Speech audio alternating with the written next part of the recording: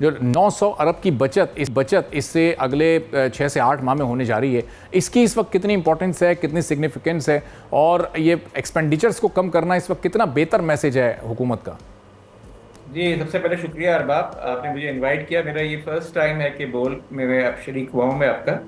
अब जैसे मुझे इंट्रोडक्शन आपने कराई कि 9 साल मैं प्राइवेटाइजेशन कमीशन के बोर्ड पे रहा, और जब वो बोर्ड पे थे तो बहुत सारे जो भी प्राइवेटाइजेशन के प्रोजेक्ट चल रहे थे, तो इत्तेफाक हुआ आपका डिफरेंट मिनिस्ट्रीज से लोगों से जो है वास्ता पड़ा। बिकॉज जब वो जो जो कंपनीज प्राइवेटाइजेशन की उसमें थी, तो ताल्लुकात उनसे जब आए, टू बी वेरी फ्रैंक, जो इस्लाहात गवर्नमेंट ने एक कमेटी जो बनी थी जून 2024 में, उसके उसके अब इम्प्लीमेंटेशन का टाइम आया है।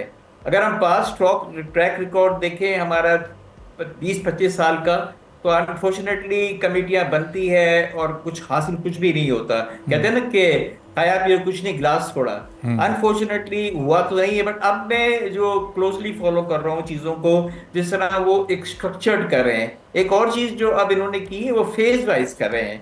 इतना बड़ी चीजें एक साथ करते हैं तो वो डिलीवर नहीं होता। अब फेज वाइज चीजों को कर रहे हैं, और ऐसा लगता है, और स्पेशली आफ्टर 18 अमेंडमेंट, अगर 18 अमेंडमेंट 2008-10 में आई है, उसके बाद बहुत सारे इदारे हैं उसकी कोई जरूरत ही नहीं थी फेडरल के अंदर।